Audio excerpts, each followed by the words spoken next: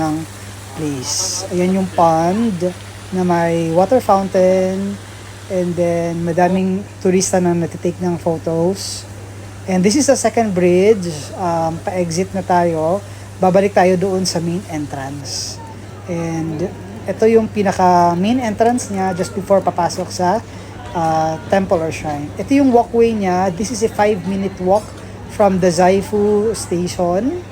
And sobrang ganda. Ang ganda ng feels niya.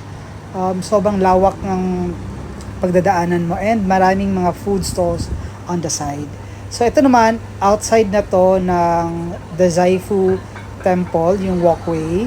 Ito na yung pa-train station na. So as mentioned, 5-minute walk lang siya. So all in all, I can rate this 10/10. Sobrang namangha kami and sobrang ganda ng place. So it's a must visit, guys. Thank you for watching. Uwi na kami. Bye!